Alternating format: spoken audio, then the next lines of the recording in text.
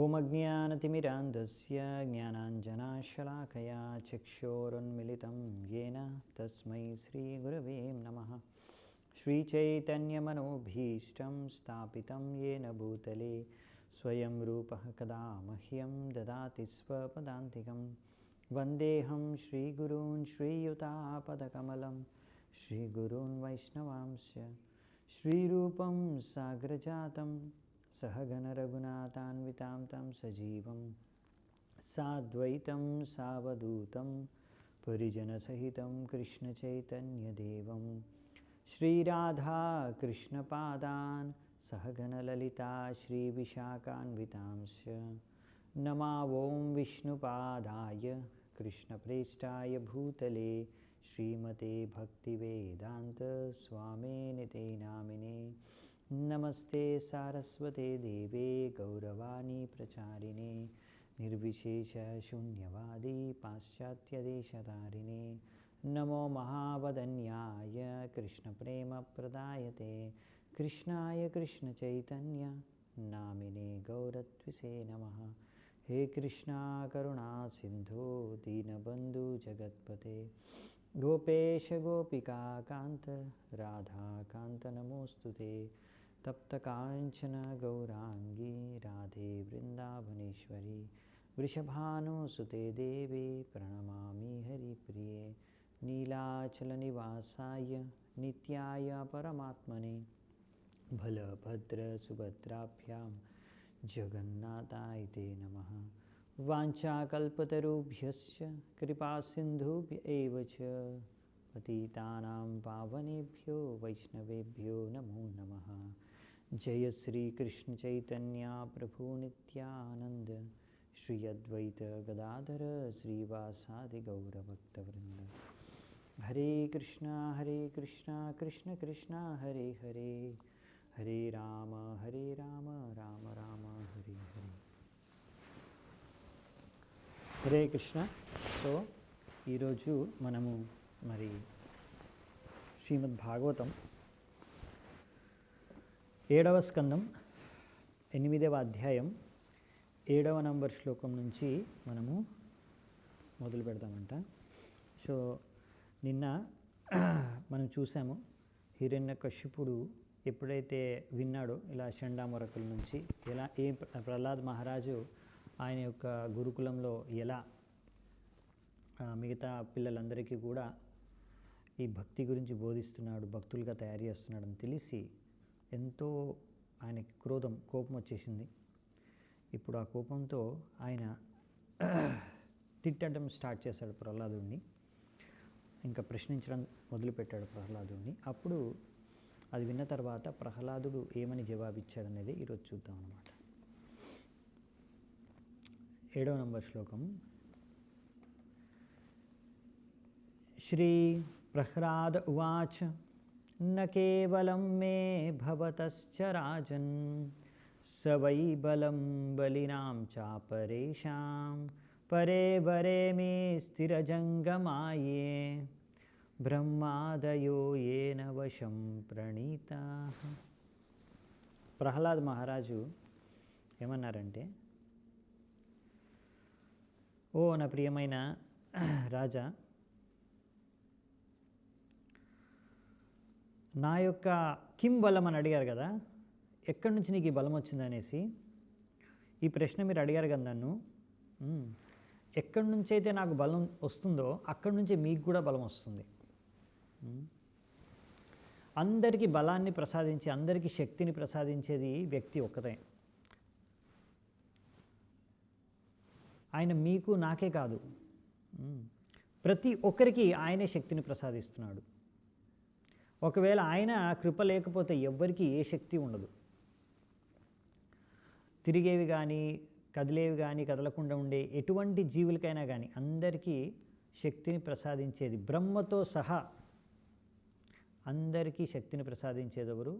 ఆ పరమేశ్వరు భగవంతుడు. ఈ విధంగా ఆయన జవాబిచ్చాడంట. కిం బల, అసలు ఎవరు నీకు బలం ఇచ్చారంటే, నాకు ఇచ్చిన బలము భగవంతుడు, మీకు కూడా ఆయనే ఇచ్చాడు, అందరికీ ఆయనే ఇస్తున్నాడు అని. కృష్ణుడు అంటాడు కదా భగవద్గీతలో, మీరు ఏం చూసారో ఈ భగవద్గీతలో అంటే ఈ జగత్తులో ఏదైనా అద్భుతంగా కనిపించిందంటే అది నా యొక్క శక్తుల యొక్క ప్రభావమే. యద్యద్విభూతిమత్సత్వం శ్రీమదూర్జితమేవ వా తత్తదేవావగచ్చత్వం ఇవం మమ తేజోంశ సంభవం. సో నా తేజస్సు యొక్క అంశమే అది. ఎక్కడైనా ఏమైనా అద్భుతం చూసారంటే మీరు సంభవించినట్టు, అదంతా నా యొక్క తేజం యొక్క అంశమే. సో కాబట్టి అదే విషయాన్ని ఇక్కడ ప్రహ్లాద్ మహారాజ్ చెప్తున్నారు అనమాట. సో అందుకని మనం ఇక్కడ నుంచి ప్రహ్లాద్ మహారాజ్ చెప్పిన ఈ అర్థాన్ని అర్థం చేసుకోవచ్చు విషయాన్ని. అందుకనే మనము భగవంతుడికి దాసులైపోవాలి, భగవంతుడికి సేవ చేసుకోవాలి. ఎందుకంటే అన్నీ కూడా భగవంతుడి నుంచే మనకి దక్కుతున్నాయి అన్నమాట. మనము సపరేట్గా భగవంతుడికి అలా దూరంగా వెళ్ళి నేనే ఎక్కడైనా రాజుగా ఉంటాను, నేను భగవంతుడికి నుంచి స్వతంత్రంగా నేను నా ఇష్టం వచ్చినప్పుడు, కానీ మనకు అంత శక్తిని కూడా ప్రసాదించేది ఆ భగవంతుడే. అంటే మనం ఎంత పెద్ద స్థాయి, ఈరోజు ఎంత పెద్ద పొజిషన్కి మనం చేరుకున్నా అదంతా కూడా భగవంతుడి కృప ఉంటేనే జరుగుతుంది. భగవంతుడి అనుమతి, భగవంతుడి శాంక్షన్ లేకపోతే మీరు ఎంత కష్టపడ్డా కానీ మీరు ఫలితాన్ని మీకు దొరకదు. అది భగవంతుడు దయ తలిచాడు కనుకనే మనకు ఈరోజు వాటెవర్ మన దగ్గర ఏదైతే ఉందో అది దక్కింది. సో అందుకనే ఎప్పటివరకైతే ఈ యొక్క ఫిలాసఫీ మనం అర్థం చేసుకోమో మనం ఇంకా మూర్ఖులమే. ఈ సిద్ధాంతాన్ని మనం అర్థం చేసుకోవాలి. సో ఈ విషయాన్ని అర్థం చేసుకొని మనము తెలివిమంతులుగా మారి భగవంతుడికి శరణాగతులు అవ్వాలి. సో ఇలా ఎవరవుతారు? ఎన్నో జన్మల తర్వాత ఒక వ్యక్తి యాక్చువల్లీ భగవంతుడికి శరణాగతం అవుతాడు. అతన్నే మహాత్మా అంటారు. బహునాం జన్మనామంతే జ్ఞానవాన్ మాం ప్రపద్యే వాసుదేవ సర్వమితి స మహాత్మా సుదుర్లభ. సో అలాంటి ఒక మహాత్ముడు ప్రహ్లాద్ మహారాజు. ఎందుకంటే ఆయనకు సంపూర్ణంగా భగవంతుడి కృష్ణుడిపైన విశ్వాసం ఉంది. ఆయన కంట్రోల్లోనే అన్నీ ఉన్నాయి. మనం చూసేవన్నీ కూడా ఆయన నియంత్రణలోనే ఉన్నాయి. కనుక ఆయన ఇక్కడ అనుమతి లేనిదే, ఆయన యొక్క కృప లేనిదే మనం ఏమీ చేయలేము అనే విషయాన్ని అర్థం చేసుకున్నారు. ఇంకా అలాగే ఆయన నియంత్రణలో అందరు ఉన్నారంటే హిరణ్యకశిపుడు కూడా భగవంతుడికి నియంత్రణలోనే ఉన్నాడు.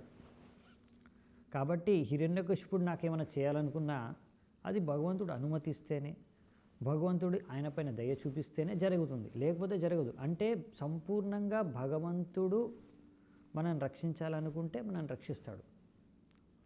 అది భగవంతుడి చేతిలోనే ఉంది, హిరణ్యకశిపుడి చేతిలో లేదు. నన్ను చంపడం లేకపోతే నన్ను బతికించడం, సో అంతా కూడా భగవంతుడి చేతిలోనే ఉంది. కాబట్టి మారే కృష్ణ రాకేకే, రాకే కృష్ణ మారేకే. అంటే భగవంతుడు మనం రక్షించాలి అనుకుంటే భగవంతుడు మనం రక్షిస్తాడు. కాబట్టి భగవంతుడి పైన మనము ఆధారపడి ఉండాలంట, ఇంకెవరి పైన కాకుండా. స ఈశ్వర కాల ఉరుక్రమోసా ఓజస్సః సత్వబలేంద్రియాత్మా స ఏవ విశ్వం పరమస్వశక్తిభిః సృజత్యవత్యత్తి గుణత్రయేషః. సో నెక్స్ట్ దీని అనువాదం ఏంటంటే, పరమేశ్వరుడు భగవంతుడు ఆయనే సమయాన్ని కూడా నియంత్రిస్తున్నాడు, ఇంద్రియాలకి శక్తి కూడా ఇస్తున్నాడు, మనస్సుకి శరీరానికి అన్నిటికీ శక్తి ప్రసాదించేది. సో ఆయన ప్రభావం అనేది అనంతం. అంటే ప్రతి చోట ఆయన శక్తి, ఆయన ప్రభావంతోనే నడుస్తుందన్నమాట. అందరికన్నా శ్రేష్టమైన వ్యక్తి ఆయన. అలా 3 గుణాలని కూడా ఆయనే నియంత్రిస్తున్నాడు. ఆయన శక్తి ద్వారానే ఇక్కడ సృష్టి, పాలన, సంహారం అన్నీ కూడా ఈ యొక్క సృష్టిలో జరుగుతున్నాయి. సో అందుకనే ప్రహ్లాద్ మహారాజ్ అంటున్నాడనమాట, జహ్యాసురం భావమిమం త్వమాత్మనః సమం మనోదత్స్వన సంతి విద్విషః రితే జితాదాత్మన ఉత్పతే స్థితాత్ తదా తద్ధీహ్యనంతస్య మహత్స్మ సమర్హణం. సో అందుకనే వాళ్ళ తండ్రికి చెప్తున్నాడు ప్రహ్లాద్ మహారాజు, నువ్వు ఇటువంటి ఆసురికమైన చేతన అని వదిలేయి. ఈ విధంగా నువ్వు వీళ్ళు నా శత్రువులు, వీళ్ళు నా మిత్రువులు అని భేదభావం చూస్తున్నావే వ్యక్తుల్ని, అది వదిలేయి. అందరినీ సమాన దృష్టితో చూడు. అసలైన శత్రువు ఎవరు? నువ్వు అనుకుంటున్నావు ఇతని శత్రువు, ఇతని శత్రువు, ఇతని శత్రువు అని. కానీ అసలైన శత్రువు ఎవరంటే నీ యొక్క మనస్సు. అది నియంత్రణలో లేకపోతే అదే నీ అసలైన శత్రువు.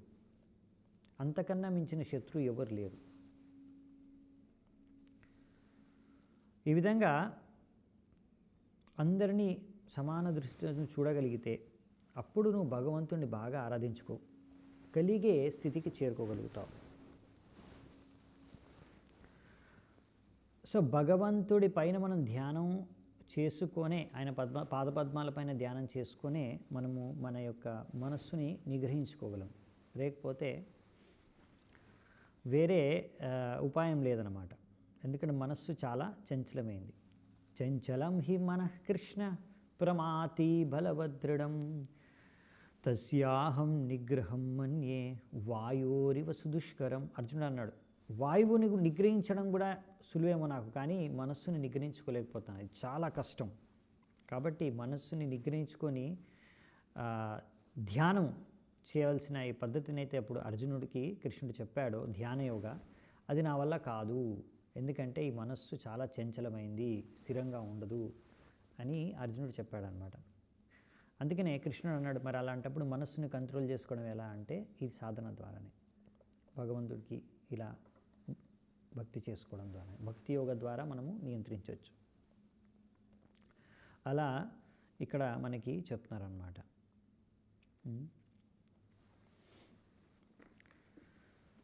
దస్యోన్ పురాశం న విజిత్య లుంపతో మన్యంత ఏకే స్వజితా దిశో దశ జితాత్మనోజ్ఞస్య సమస్య దేహినాం సాధో స్వమోహ ప్రభవాకుత పరే. ముందు పూర్వకాలంలో కూడా చాలామంది నీలాంటి మూర్ఖులే ఉండేవారు. ఎవరైతే ఈ 6 శత్రువుల్ని జయించలేదు, తద్వారా వాళ్ళ దగ్గర ఉన్న సంపత్తిని అంతా కోల్పోయారు. నీలాంటి మూర్ఖులు ఇలా చాలా గర్వంతో అహంకారంతో అనుకుంటారు, నేను 10 దిక్కులో అందరి శత్రువుల్ని జయించాను అని. కానీ ఎప్పుడైతే ఒక వ్యక్తి ఈ 6 శత్రువుల్ని జయించి అందరినీ సమాన దృష్టితో చూడగలుగుతారో, అంటే శత్రువులు మిత్రువులు ఇలా భేదభావం చూడకుండా, ఈ శత్రువులు వీళ్ళు నా శత్రువులు అని మనం ఎలా చూస్తున్నాము? ఇది ఒక్క మన మనస్సు చేసే కల్పన అంతే. వీడిని శత్రువు, వీడిని మిత్రువు అనేసి. ఈ విధంగా అందరూ శత్రువుల్ని ఎవరో కొంతమంది మనుషుల్ని, కొంతమంది వ్యక్తుల్ని శత్రువులుగా గుర్తిస్తారు. కానీ అసలైన శత్రువులు ఏంటి? మనశ్శష్టానింద్రియాని. తో మనస్సు ఇంకా 5 ఇంద్రియాలు ఏవైతే ఉన్నాయో ఇవి అసలైన శత్రువులు అన్నమాట. మనశ్శష్టానింద్రియాని ప్రకృతిస్థాని కర్షతి. ఈ భౌతిక ప్రపంచంలో అందరూ ఈ 6 శత్రువుల్ని తీసుకొని చాలా కష్టాలు పడుతున్నారు. అసలైన మనం కష్టాలు పడేదంతా బయట ఎవడో శత్రువు కోసం వల్ల కాదు. మనకు వచ్చే కష్టం అంతా, మనకు వచ్చే సమస్య అంతా కూడా ఈ 6 శత్రువులు మనలోనే ఉన్నాయి. వీటిని జయించాలి. ఎందుకంటే అసలైతే మనము ఈ శత్రువుల కారణంగా భగవంతుడికి భక్తి చేసుకోలేకపోతున్నాము, భగవంతుడికి సేవ చేసుకోలేకపోతున్నాం. ఎందుకు? ఈ శత్రువులు అంటే ఏంటి? మన కంట్రోల్లో లేవు. అవునా? సో ప్రతి ఒక్కరు ఏం చేయాలనుకుంటున్నారు? వాళ్ళ మనస్సు ఏది చెప్తే చేయాలనుకుంటారు, వాళ్ళకి ఏది తోచితే చేయాలనుకుంటారు. అదే ఫ్రీడమ్ అనుకుంటారు, అదే స్వతంత్రత అనుకుంటారు. నా ఇంద్రియాలు ఎక్కడికి తీసుకెళ్తే నేను అక్కడికి వెళ్ళిపోతాను, నాకు ఇంద్రియాలకి ఏది కావాలంటే నేను అది చేస్తాను దాన్ని సంతృప్తిపరచడానికి, నా మనస్సుకి ఏం మంచిగా అనిపిస్తే అది చేస్తాను. సో అంటే ఇదేంటి అంటే నువ్వు మనస్సు ఇంద్రియాలు చెప్పిన మాటను వింటున్నావు అనమాట. అంటే వాటి కంట్రోల్లో నువ్వు ఉన్నావు, నీ కంట్రోల్లో అవి లేవు. మనస్సు ఇంకా ఇంద్రియాల కంట్రోల్లో నువ్వు ఉన్నావు. సో దీని కారణంగా ఇప్పుడు ఇంద్రియాలు మనస్సు ఓ నాకు కృష్ణుడి దగ్గరికి వెళ్ళాలని లేదు, కృష్ణుడి దగ్గర చూడాలని లేదు, కృష్ణుడు భక్తి చేసుకోవాలని లేదు అని నీ ఇంద్రియాలు మనస్సు చెప్తే నువ్వు చేసుకో అనమాట భక్తి. నాకు ఇంట్రెస్ట్ లేదు ఇప్పుడు, నాకు అంతగా ఏమీ అనిపించట్లేదు ఇప్పుడు కృష్ణ భక్తి చేయాలని, కృష్ణుడి దగ్గరికి వెళ్ళాలని. సో ఈ విధమైన పనికి మిమ్మల్ని గురి చేస్తాయి. ఎందుకంటే కృష్ణ భక్తి చేసుకోకపోతే మనిషి జీవితమే వృధా, భక్తి చేసుకోకపోతే. అటువంటి భక్తి మిమ్మల్ని చేసుకోనివ్వకుండా చేసేది మీ శత్రువులు. అసలు ఎవరైతే చేసుకోనివ్వకుండా చేస్తారో వాళ్ళే అసలైన శత్రువులు. అందుకే మనస్సు ఇంకా ఈ ఇంద్రియాలు అనేవి ఎప్పుడైతే నియంత్రణలో ఉండవో అప్పుడు అవి శత్రువులు. ఎందుకంటే మనం భక్తి చేసుకోవాలంటే కూడా ఇవే ఇంద్రియాలని మనం ఉపయోగించి భగవంతుడిని దర్శించుకుంటాము, భగవంతుని కథ శ్రవణం చేస్తాము, భగవంతుడి ప్రసాదం అవునా గ్రహిస్తాము. ఈ విధంగా ఈ మనస్సునే భగవంతుడి పైన ధ్యానించాలి, ఈ మనసుతోనే ఆలోచించాలి. కానీ ఇదంతా ఎప్పుడు చేయగలుగుతామంటే ఎప్పుడైతే ఇవన్నీ మన ఇంద్రియాలు మన మనస్సాన్ని మన నిగ్రహంలో ఉంటాయో, లేకపోతే ఇవన్నీ చేయలేం మనం. సో ఈ మనస్సు ఏమనిపిస్తుందంటే మీకు శత్రువులుగా మారి అసలు నువ్వు ఈ భగవంతుడికి సేవ చేయాల్సిన అవసరం లేదు, ఇలా భగవంతుడికి దాసుడు అవ్వాల్సిన అవసరం లేదు, నువ్వు స్వతంత్రంగా స్వేచ్ఛగా నీకు ఇష్టం వచ్చినట్టు నువ్వు చేసుకొని ఇష్టం వచ్చినట్టు ఉండు అని మార్గదర్శనం చేస్తాయన్నమాట ఈ యొక్క మనస్సు. సో ఈ విధంగా అందుకనే కృష్ణ భక్తిలో కృష్ణ చైతన్యంతో ఉండడం అంటే ఏంటంటే మనం అర్థం చేసుకోవడం, అసలైన శత్రువులు బయట లేరు, మన లోపలే అసలైన శత్రువులు ఉన్నారు. అవేంటి అంటే నియంత్రణ చేయకుండా ఉన్న ఇంద్రియాలు మరియు మనస్సు, దాంతోనే అన్ని సమస్యలు. అవునా? అంటే ఇప్పుడు మనం ఏంటంటే ఒక వ్యక్తిని శత్రువుగా ఎప్పుడు గుర్తిస్తాము, ఎవరైనా మనకి ఏదైనా మనం చేయాలనుకున్నది చేయనివ్వట్లేదు, లేకపోతే ఏదో మనం పొందాలనుకున్నది దానికి వాళ్ళు అడ్డుకుంటున్నారు, అప్పుడు మనం ఏమనుకుంటాం, వీడు నా శత్రువు, వీడు నాకు ఈ అపమానం చేశాడు, ఇటువంటి నాకు కీడు కలిగించడానికి చూశాడు, కాబట్టి ఇతను నా శత్రువు అని అనుకుంటాం. అవునా? సో చాలామంది కొంతమంది ఎవరైతే నాస్తికులు లేకపోతే అభక్తులు వాళ్ళు ఏంటంటే భక్తుల్ని కూడా శత్రువులుగా చూస్తారు. ఎందుకు అంటే అమ్మో వీడు నన్ను కృష్ణుడి దగ్గర తీసుకెళ్ళిపోతారు, అంటే నేను ఏవైతే చేయాలనుకుంటున్నానో చేయనివ్వడు. సో ఈ విధంగా వ్యక్తుల్ని మనము శత్రువులుగా ఎందుకు గుర్తిస్తామంటే అజ్ఞానం కారణంతో. ఇంకొకటి మనకు ఉన్న భౌతిక కోరికలు ఇచ్చలు కారణంగా, ఎందుకంటే మనస్సు ఇంద్రియాలన్నీ మన రకరకాల కోరికలతో నిండిపోయి ఉన్నాయన్నమాట, ఇది చేయాలి ఇది చేయాలి అని. సో అందుకనే ఎవరైనా దాన్ని అడ్డుకుంటే మన కోరికల్ని మనం తీర్చుకోవాలనుకున్నప్పుడు ఎవరైనా అడ్డొస్తే దానికి మనం వారిని శత్రువుగా భావిస్తాం, ఇతను నా శత్రువు అని. అంతేగాని ఇంకా లేకపోతే ఏ విధంగా అయినా ఎవరైనా మనకు కష్టం కలిగిస్తే అతన్ని శత్రువుగా మనం చూస్తాం. కానీ అసలైన జ్ఞానంతో మనం ఆలోచిస్తే ఎవరైనా మనని భక్తి మార్గంలోకి తీసుకువస్తుంటే, కృష్ణుడి వైపు తీసుకెళ్తుంటే మనం అర్థం చేసుకోవాల్సింది అంటే ఇతనే అసలైన బంధువు, నాకు ఇతనే అసలైన శ్రేయోభిలాషి అని. అలాగే ఏమైనా జరగండి, ఎవరి ద్వారా అయినా మనకి ఎటువంటి హాని కీడు జరిగినా కానీ మరి వాళ్ళని మనం ఎలా సమాన దృష్టితో చూడగలము అంటే మనం ఎప్పుడైతే ఆలోచిస్తామో మన కర్మ ఫలితం మనకు వస్తుంది, భగవంతుడు మన కర్మ ఫలితం మనకి ఇస్తున్నాడు, ఇది నేను చేసుకున్నదే నేను అనుభవిస్తున్నాను. కాకపోతే ఇది ఎవరో మాధ్యమంతో ఎవరో ఒక వ్యక్తి ద్వారా నాకు ఇది వస్తుంది, నాకు ఈ అపమానం కలగాల్సిందే, ఇలాంటి అవమానం నాకు కలగాల్సిందే, ఇలాంటి నష్టం నాకు కలగాల్సిందే, అది ఎవరో ఒకరి మాధ్యం ద్వారా నేను పొందాల్సిందే. ఆ భగవంతుడు ఈ వ్యక్తి ఈ మాధ్యంతో నాకు ఇస్తున్నాడు. కానీ దీనికి కారణం ఎవరు? నేను పూర్వపు చేసుకున్న కర్మలే నా కారణం. నేను చేసిన పూర్వపు పాపకర్మలు ఈ జన్మలోనో పోయిన జన్మలోనో ఎప్పుడో నేను చేసుకున్న నా కర్మ ఫలితాన్ని నేను అనుభవిస్తున్నాను ఈరోజు. అంతేగాని ఆ వ్యక్తి నా శత్రువు కాదు, ఆ వ్యక్తి కారణం కాదు దానికి. కాబట్టి ఆ వ్యక్తిని నేను ఇప్పుడు శత్రువుగా భావించకూడదు. సో అందుకని మనము ఈ విషయాన్ని అర్థం చేసుకోవాలన్నమాట.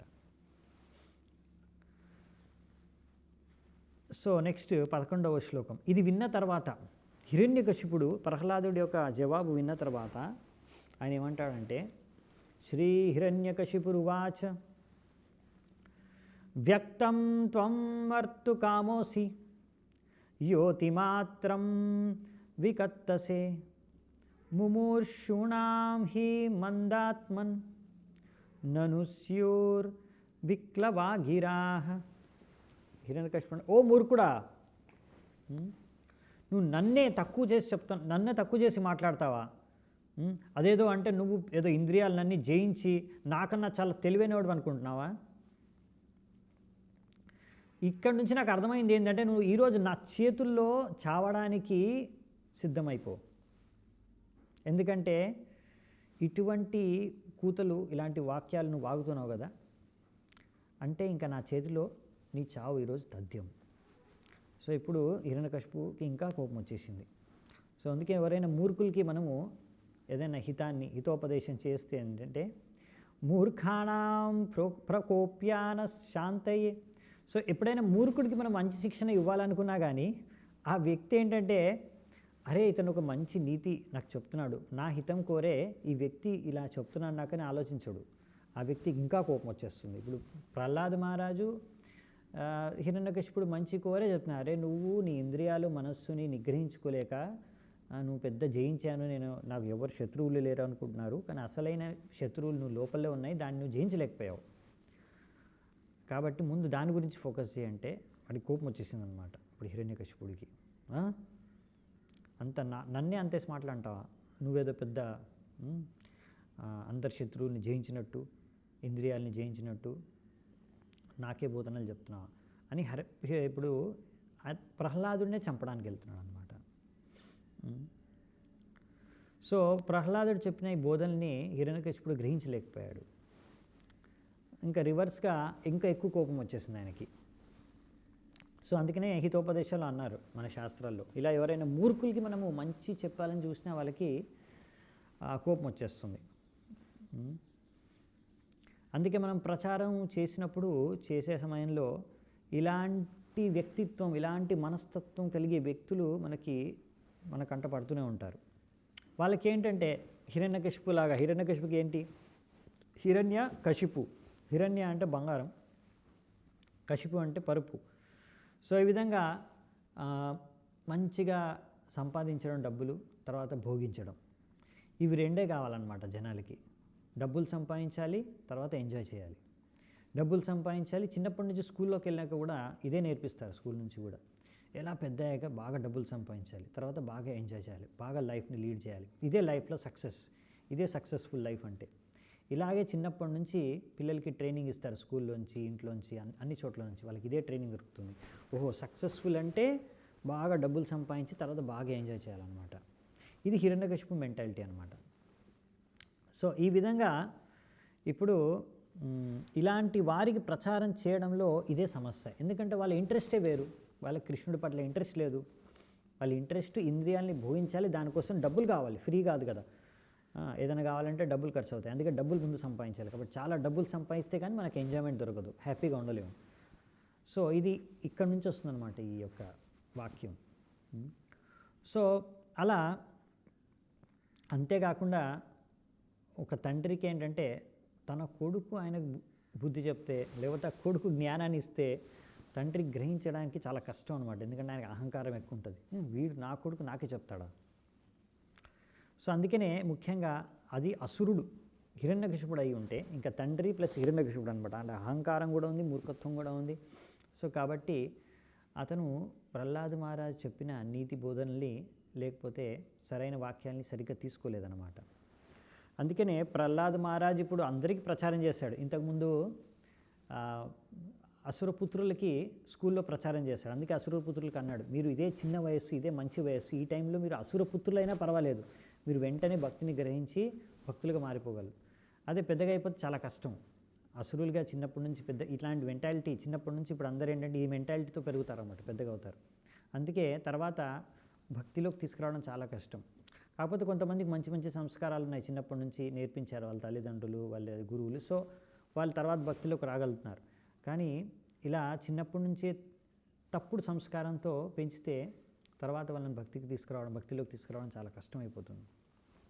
సో ప్రచారం చేయాలంటే ప్రహ్లాద్ మహారాజు వంటి శుద్ధ భక్తులు ప్రచారం చేసినా కానీ ఇటువంటి హిరణ్యకశిపు వంటి తండ్రులకి ఏమీ ప్రయోజనం ఉండదన్నమాట.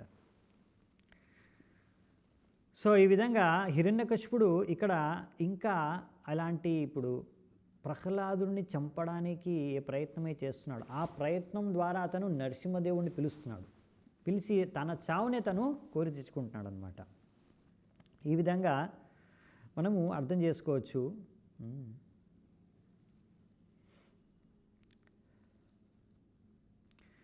ఇక్కడ మనకి శ్లోకంలో అంటే శ్లోకం స్టార్టింగ్లో శ్రీ హిరణ్యకశిపురువాచ అన్నారన్నమాట. అదేంటి హిరణ్యకశిపు వంటి అసురుణ్ణి కూడా శ్రీ అని పెడుతున్నారు ముందు, అంత రెస్పెక్ట్ ఇచ్చి ఎందుకు రాశారంటే, ఎందుకంటే ఇప్పుడు హిరణ్యకశిపుడు రెండు విధాలుగా ఉంది ఇక్కడ. ఆన్సర్ అయితే ప్రభుపాల్ వారు ఇచ్చారు ఇక్కడ.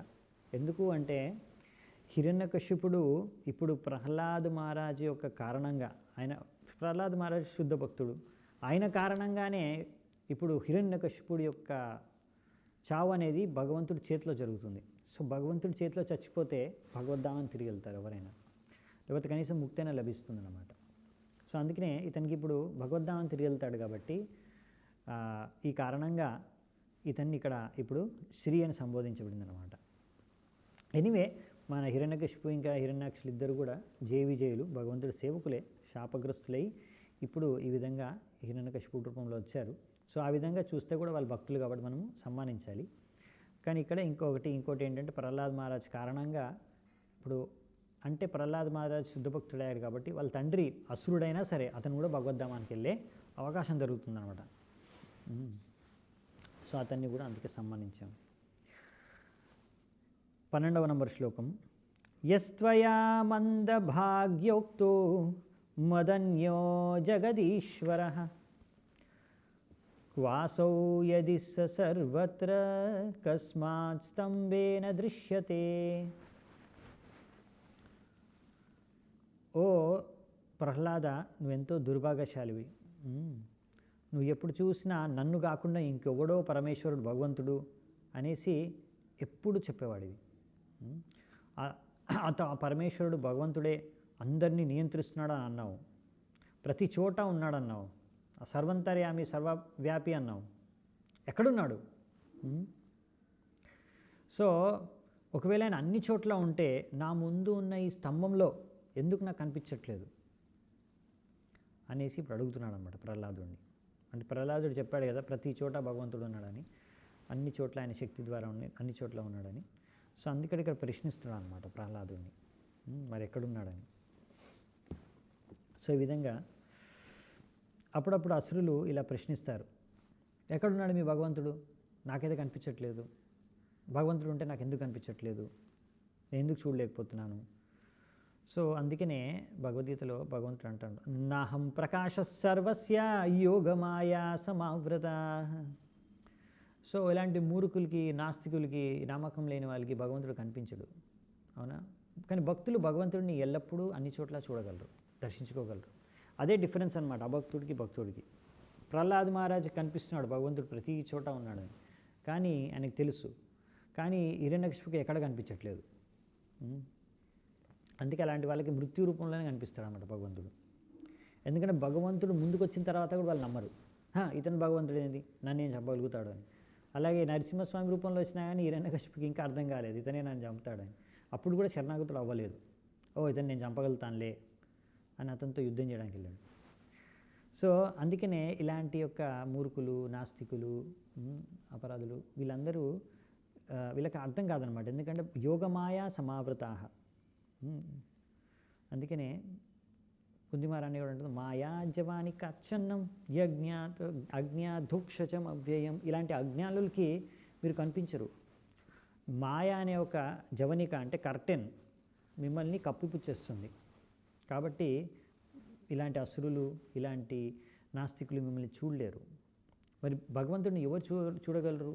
దానికోసం ప్రేమ కావాలి. ప్రేమాంజన చురిత భక్తి విలోచనేన సంత సదైవ హృదయేషు విలోకయంతి. సో ఏ భక్తుడికైతే కృష్ణుడి పట్ల ఎటువంటి ప్రేమ కలిగి ఉంటుందో ఆ వ్యక్తి ప్రతి చోట భగవంతుడిని దర్శించుకోగలడు. ఎందుకంటే అసురులకి ఇలాంటి అండర్స్టాండింగ్ లేదు కనుక వాళ్ళు ఎక్కడ చూడలేకపోతున్నారు. కాబట్టి హిరణ్యకశిపు అనుకుంటున్నాడు, వీడు భగవంతుడు ఎక్కడా లేడు, అనవసరంగా వీడిని చంపేస్తే అప్పుడు వీడికి అర్థమవుతుంది అని. కానీ ప్రహ్లాదుడు, అందుకే ప్రహ్లాదుని అడుగుతాడు, ఇక్కడ ఉన్నాడా నీ స్తంభంలో అని. ప్రహ్లాదుడికి తెలుసు, కాన్ఫిడెంట్ అయినా ఉన్నాడని, ఆయనకు కనిపిస్తున్నాడు. సో ఈ విధంగా హిరణ్యకశిపుడు అందుకే ఇలా ప్రశ్నిస్తే ప్రహ్లాద్ మహారాజుడు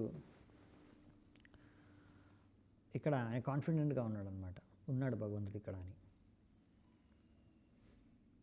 హిరణ్యకశిపు అనుకుంటున్నాడు, అరే వీడు ఇంత దుర్భాగ్యవంతుడు, నా దగ్గర మొత్తం ముల్లోకాల్ని నేను జయించాను, ముల్లోకాల సంపత్తి నా దగ్గర ఉంది, అందరికన్నా భాగ్యశాలి నేనే, అటువంటి పుత్రుడై నాకు నన్ను అనుసరించి ఉంటే బాగుపడేవాడు. ఇప్పుడు నిజంగా దుర్భాగ్యుడు వీడి భాగ్యం సరిగ్గా లేదు, అందుకే నా చేతిలోనే చావాల్సి వస్తుంది అని అనుకుంటున్నాడు హిరణ్యకశిపుడు. హిరణ్యకశిపుడు అనుకున్న మొత్తం సృష్టిలో ఉన్న 3 లోకాలంతా కూడా నా సంపత్తే కదా. సో వీడు పిచ్చోడు కాకపోతే, దుర్భాగ్యం కాకపోతే, వీడు జస్ట్ నేను చెప్పినట్టు వింటే మొత్తం 3 లోకాల సంపత్తికి వారసుడైపోయేవాడు ప్రహ్లాదుడు. అవునా? కాబట్టి ప్రహ్లాదుడికి తెలివి లేదు, బుద్ధి లేదు, మూర్ఖుడు, అలాగే దుర్భాగ్యుడు అని హిరణ్యకశిపుడు అనుకుంటున్నాడు. కానీ హిరణ్యకశిపుడికి తెలియదు, ప్రహ్లాదు మహారాజు ముల్లోకాల్లో కూడా అందరికన్నా భాగ్యవంతుడు ప్రహ్లాదుడే అని. ఎందుకంటే స్వయంగా భగవంతుడు ఆయన్ని ఎల్లప్పుడూ రక్షిస్తూ ఉన్నాడు. ఇంతసేపు కూడా ఎన్నో ప్రయత్నాలు చేశాడు ఆల్రెడీ హిరణ్యకశిపు ఆయన చంపడానికి ప్రహ్లాదుడిని, ఆయన ప్రహ్లాదుడు చావలేదు. హిరణ్యకశిపుడు నిజంగా ఆయన రక్షించుకోవడానికి చాలా తపస్సు చేసి, చాలా కష్టాలు పడి, ఎంతో పెద్ద సామ్రాజ్యాన్ని స్థాపించి ఎన్నో లక్షల సంవత్సరాలు తపస్సు చేస్తే కానీ అతన్ని రక్షించుకోవడానికి ప్రయత్నం, అయినా కానీ రక్షించుకోలేకపోయాడు, భగవంతుడి చేతిలో చచ్చిపోయాడు. ప్రహ్లాదుడు ఎన్ని లక్షల సంవత్సరాలు ఆయన ఏం కఠోరమైన తపస్సు లేదు, ఆయన చేసిన భక్తి, భగవంతుడికి భక్తి చేసుకున్నాడు. భగవంతుడు ఆయన ఎల్లప్పుడూ రక్షిస్తూనే ఉన్నాడు. హిరణ్యకశిపుడు చేతిలోంచి కూడా ఆయన ప్రతిసారి రక్షించాడు. అవునా? ఎందుకంటే భగవంతుడు చెప్పాడు, నా భక్తుడు ఎప్పుడు చనిపోడు, ఎవ్వరూ ఆయన్ని పతనం చేయలేరు. కౌంతేయ ప్రతిజానిహి నమే వక్త ప్రణశ్యతి అని అన్నారు భగవంతుడు అర్జునుడితో. నువ్వు చెప్పు, అందరికి డిక్లేర్ చేయి, నా భక్తుడికి ఏం కాదని. సో 13వ నంబర్ శ్లోకం. సోహం వికత్తమానస్య శిరకాయాద్ధరామి తే గోపాయేత హరిస్వాద్య యస్తే శరణమీప్సితం. అప్పటి నుంచి ఏదో వాగుతున్నావు, భగవంతుడు ఉన్నాడు, నన్ను రక్షిస్తున్నాడు అని.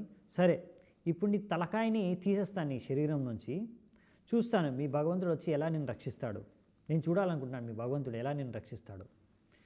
సో అంటే ఇతను నాస్తికుడుగా, అంటే నాస్తికుడు అంటే ఇప్పుడు ఆయనకు నమ్మకం లేదు, అంటే ఆయనకు తెలుసు విష్ణువు అనేది ఉన్నాడు అని, కానీ ఆయన అనుకునేది ఏంటంటే ఈ విష్ణువుని కూడా నేను సంహరించవచ్చు, నేను విష్ణువుని కూడా చంపేయగలను. అదే కదా ఆయన వ్రతం, శపథం తీసుకున్నాడు, నేను విష్ణువు కూడా చంపేస్తాను అని అనుకుంటున్నాడు. అంటే ఏంది, భగవంతుడిని సరిగ్గా అర్థం చేసుకోలేకపోయాడు. భగవంతుడిని ఎవరైనా అర్థం చేసుకుంటే వాళ్ళకి అర్థమవుతుంది. భగవంతుడిని అర్థం చేసుకోవడం అంటే ఏంటి, నేను ఎప్పుడు కూడా భగవంతుడిని చంపలేను. కానీ ఇక్కడ హిరణ్యకశిపుడు ఏమనుకుంటున్నాడు, నేను భగవంతుడిని కూడా చంపగలుగుతాను అనుకుంటున్నాడు. అంటే ఏంది, అతనికి సరిగా అర్థం చేసుకోలేదు విష్ణువు అని, భగవంతుడిని. తెలిసిన విష్ణువు అని ఉన్నాడు ఒకతను అని, అతను భగవంతుడు. ఎందుకు భగవంతుడు, ఎందుకంటే అతన్ని ఎవ్వరు ఏం చేయలేరు, అతని నియంత్రణలో అందరూ ఉన్నారు అనే విషయాన్ని అర్థం చేసుకో. అతను అనుకుంటున్నాడు, నేను ముల్లోకాల్ని జయించేశాను, ముల్లోకాలు నా యొక్క అధ్యక్షతలోనే నడుస్తున్నాయి కదా, కాబట్టి అలాగే విష్ణువుని కూడా నేను కంట్రోల్ చేయగలను, విష్ణువుని కూడా నేను చంపేయగలను అని అనుకుంటున్నాడు. అది ఆయన కాన్ఫిడెన్స్ అనమాట. ఇలాగే అసురులు యొక్క చేతన ఇలా ఉంటుందన్నమాట. భగవంతుడు ఏం లేదు అన్నా కానీ అది పెద్ద. ఇంకా చాలామంది ఇలాంటి నాస్తికులు ఏంటంటే ఈ భగవంతుడు అనేది ఒక భ్రమ, ఏదో ఒక రకమైన మూఢనమ్మకం. ఎలాగైతే ఒక మత్తులో ఉన్నారు ఈ భక్తులందరూ, భగవంతుడు అనే మత్తులో ఉన్నారు, ఏదో ఆయన రక్షిస్తాడు అని. కానీ అసలైతే ఎలాగైతే ఒక మత్తులో ఉంటారు కదా, ఏమైనా ఇవి తీసుకొని డ్రగ్స్ తీసుకొని మత్తులో ఎలా వాగుతుంటారో అలాంటి భక్తులు కూడా ఇలా మత్తులో, భగవంతుడి యొక్క భక్తి యొక్క మత్తులో ఇలా వాగుతూ ఉన్నారు అనుకుంటారు. సో అందుకనే హిరణ్యకశిపుడు ప్రహ్లాదుడు చెప్పిన వాక్యాలను అసలు పట్టించుకోలేదు, నమ్మలేదు. కానీ సరే నువ్వు అంటున్నావు కదా ప్రతి దగ్గర ఉన్నాడని, మరి చెప్పు ఇక్కడ ఉన్నాడా? ఎందుకంటే ప్రహ్లాదుడిని రక్షించడానికి ఇలా భగవంతుడు వస్తాడు అనే నమ్మకం హిరణ్యకశిపుడికి లేదు. వచ్చినా కానీ నేను అతన్ని చంపేయగలనే అనే కాన్ఫిడెన్స్ అన్నమాట. కాబట్టి సరే ఎలాగో వీడైతే నాకు పనికిరాడు, ముందే డిసైడ్ అయిపోయాడు ప్రహ్లాదుడిని చంపాలని. కాకపోతే ఎన్నో ప్రయత్నాలు చేసినా ప్రహ్లాదుడిని చంపలేకపోయాడు. కాబట్టి సరే ఈరోజు నా చేతులతోనే చంపుతాను, అసలు ఎక్కడి నుంచి ఈయనకి రక్షణ అనేది దొరుకుతుంది, ఎవరిని రక్షిస్తున్నాడు చూద్దాం, ఎవరు వచ్చినా సరే నేనే ఈరోజు నా చేతిలో చచ్చిపోతాడులే అన్నట్టుగా ఇప్పుడు ప్రహ్లాదుడిని చంపడానికి సిద్ధమయ్యాడనమాట. సో అప్పుడు నెక్స్ట్ ఏం జరిగిందంటే 14వ నంబర్ శ్లోకం.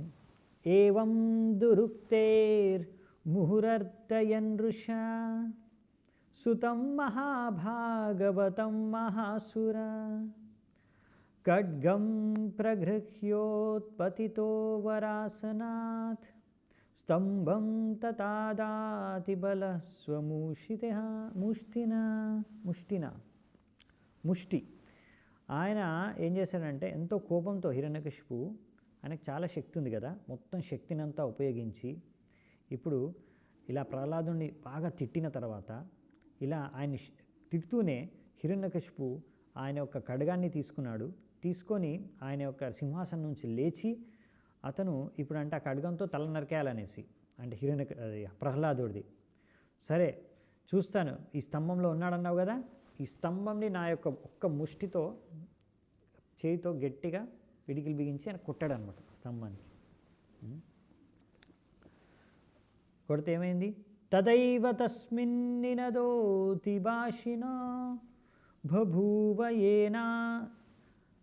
ఏనాండకటాహమస్ఫుటత్ యం వై స్వదిష్ణ్యోపగతం త్వజాదయః శ్రుత్వా స్వధామాత్యయమంగమేనిరే. అప్పుడు స్తంభం నుంచి చాలా భయంకరమైన శబ్దం వచ్చిందనమాట. ఎలాంటి భయంకరమైన శబ్దం అంటే ఆ యొక్క శబ్దం కారణంగా ఈ బ్రహ్మాండం కూడా పగిలిపోతుందేమో అని అంత శబ్దం వచ్చిందంట. అప్పుడు నారదుడు అంటున్నాడు యుధిష్ఠిరికి, ఓ యుధిష్ఠిరా, ఇది ఎంత పెద్ద శబ్దం అంటే పైలోకాల్లో ఉన్న దేవతలు, బ్రహ్మలోకంలో బ్రహ్మ వరకు కూడా ఈ శబ్దం వినబడిందంట. ఎప్పుడైతే దేవతలు విన్నారో ఈ శబ్దము, వాళ్ళు అనుకున్నారు ఏంటి శబ్దము అంటే ఇప్పుడు మొత్తం ప్రళయం వస్తుందా, మొత్తం అన్ని లోకాలు ఇప్పుడు నాశనం అయిపోతాయా అని అంతగా వాళ్ళు భయపడిపోయారంట. ఎందుకంటే ఇప్పుడు మనకు ఎలాగైతే మేఘాలు గర్జిస్తాయి అప్పుడు పెద్ద సౌండ్ వస్తుంది కదా, థండర్. సో ఆ టైంలో థండర్ బోల్ట్, సో ఇలా వజ్రపాతం జరిగినప్పుడు అప్పుడు అనిపిస్తుంది మనకు, ఓ ఇది మన ఇంటిపైన పడితే మనం ఫినిష్. అలాగే బ్రహ్మతో సహా దేవతలందరూ కూడా అక్కడ అనుకున్నారంట. ఈ యొక్క స్తంభం నుంచి వచ్చిన శబ్దము మొత్తం ముల్లోకాలన్నిట్లో కూడా వ్యాపించిపోయింది. నెక్స్ట్ శ్లోకం 16వ నంబరు. సవిక్రమన్ పుత్రవదేప్సురోజస నిశమ్య నిర్హ్రాదం అపూర్వమద్భుతం అంతఃసభాయాం న దదర్శ తత్పదం వితత్ర సూర్యేన సురారియూతపాః. ఈ విధంగా అప్పుడు భగవంతుడు ఆయన యొక్క హిరణ్యకశిపుడు ఈ విధంగా ఆయన మొత్తం శక్తిని ప్రదర్శించి అలా స్తంభాన్ని కొట్టినప్పుడు, అలాగే దాని తర్వాత ఈ యొక్క తన ప్రహ్లాదుని చంపాలనుకున్నప్పుడు సడన్గా ఇంత పెద్ద సౌండ్ విని, అతను కూడా ఎప్పుడు ఇంత సౌండ్ వినలేదన్నమాట. హిరణ్యకశిపు కూడా ఇంత పెద్ద సౌండ్ ఎప్పుడు వినలేదు. అలా ఈ సౌండ్ విన్న తర్వాత అక్కడున్న మిగతా అందరూ అసురుల నాయకులు ఎంతమంది ఉన్నారో వాళ్ళందరూ కూడా భయపడిపోయారంట. అంటే శబ్దం వినే భయపడిపోయారు వీళ్ళంతా. అసలు ఎక్కడి నుంచి ఇంత సౌండ్ వస్తుంది, సో సౌండ్ వినే భయపడిపోయారంట. సో ఈ విధంగా భగవద్గీతలో కృష్ణ అంటారన్నమాట, రసోహం అప్సు కౌంతేయ ప్రభాష్మి శశి సూర్యయో ప్రణవ సర్వవేదేషు శబ్ద కే పౌరుషం ఋషు అని ఇందులో అంటారు. శబ్ద కే, నేనే ఆ శబ్దాన్ని అని భగవంతుడు అంటున్నాడు. సో ఇప్పుడు శబ్ద రూపంలో భగవంతుడు ఫస్ట్ వాళ్ళకి కనిపించాడు అనమాట. ఈ అసురులందరికీ కూడా శబ్ద రూపంలో కనిపించాడు. ఆ శబ్దం చూసే భయపడిపోయారు. ఇంకా భగవంతుడి రూపాన్ని చూడలేదు, శబ్దం చూసి వినే భయపడిపోయారు. సో ఈ విధంగా భగవంతుడు శబ్దకే ఇలాంటి శబ్దం ద్వారా మొత్తం విశ్వవ్యాప్తంలో ఆయన నేను ఇలా శబ్దం ద్వారా కూడా భయపెట్టించగలడు అని ఇక్కడ అందరికీ తెలియజేశారు.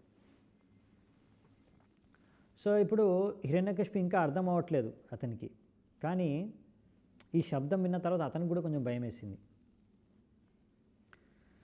ఇప్పుడు ఎంత శక్తిశాలి వ్యక్తి అయినా సరే సడన్గా వజ్రపాతం జరిగిందనుకోండి,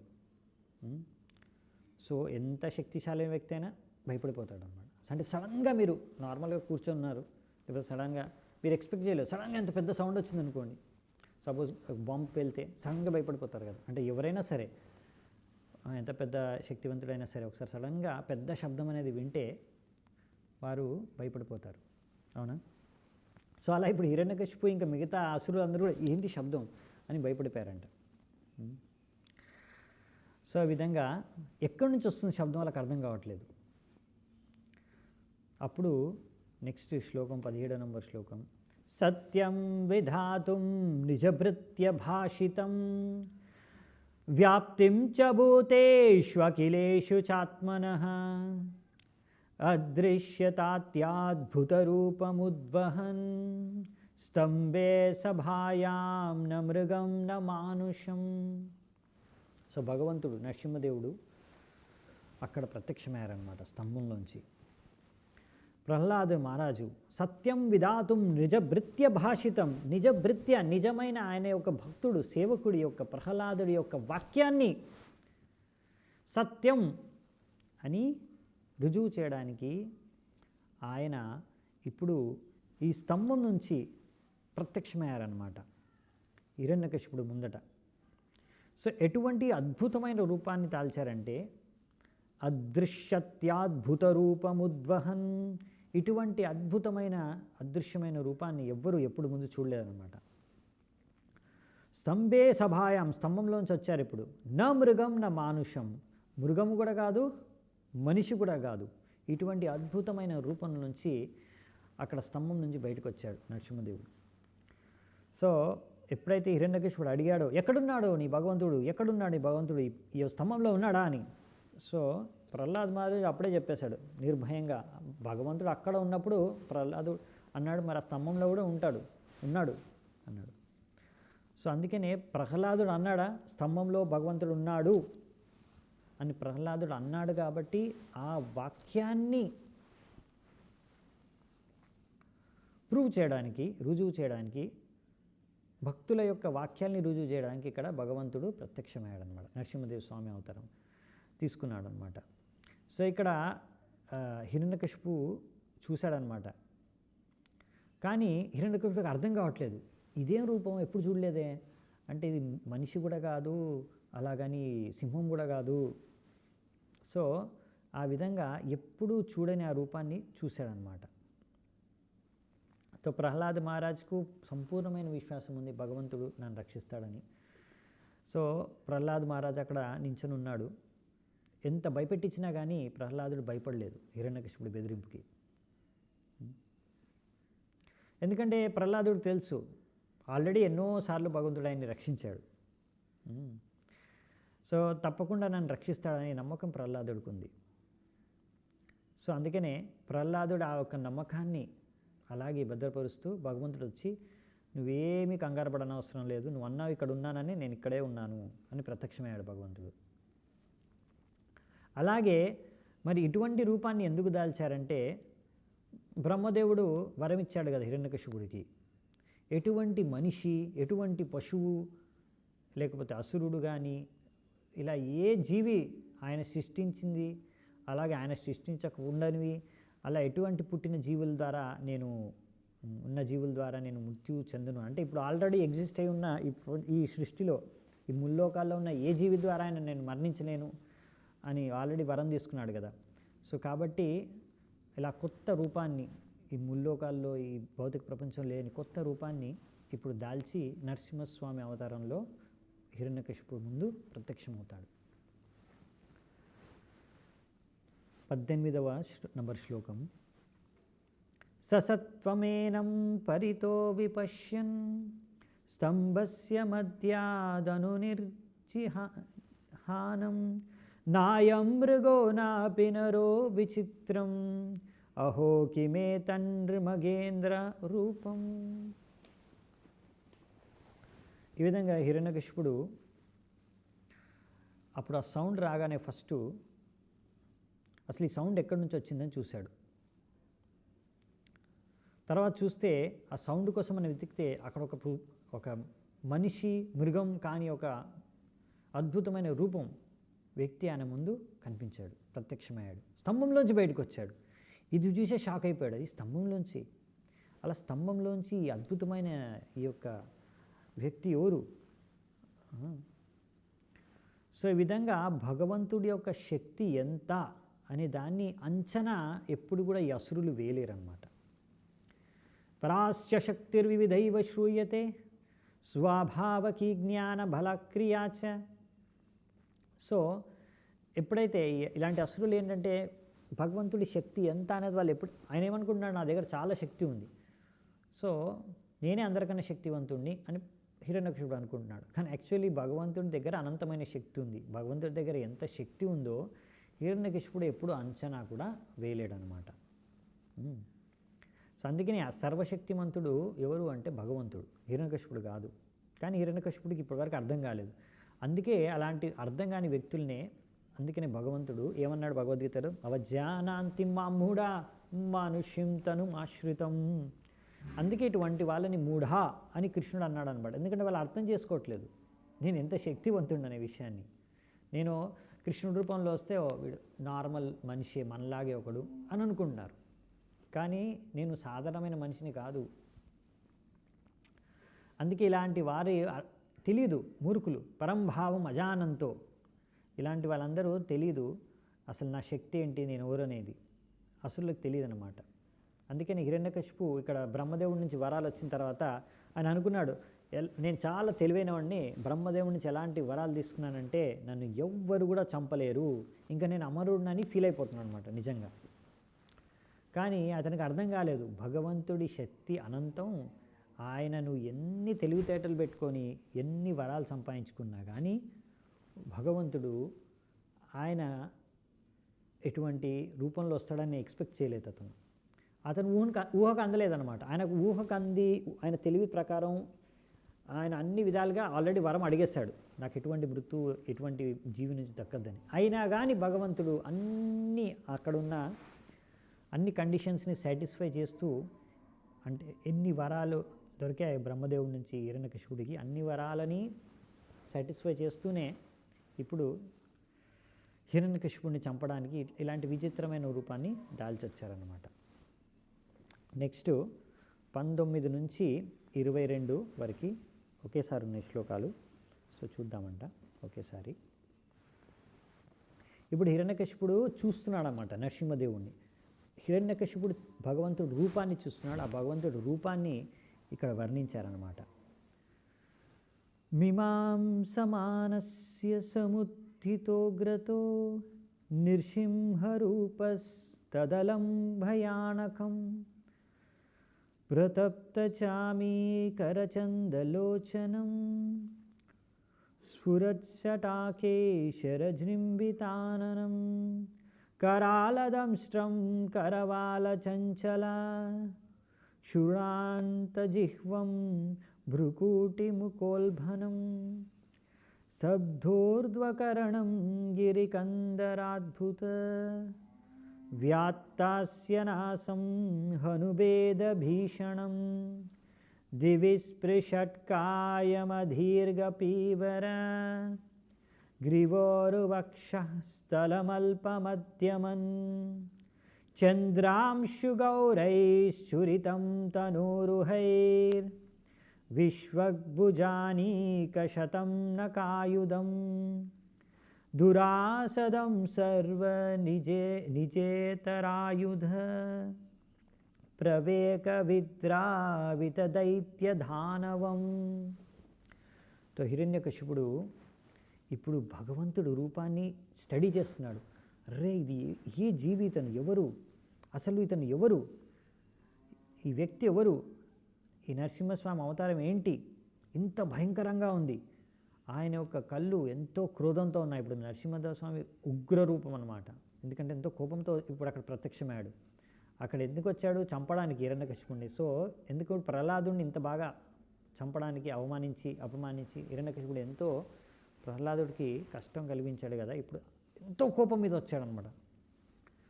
సో ఆయన యొక్క రంగు తప్త కాంచనం, అంటే మోల్టెన్ గోల్డ్ అన్నమాట.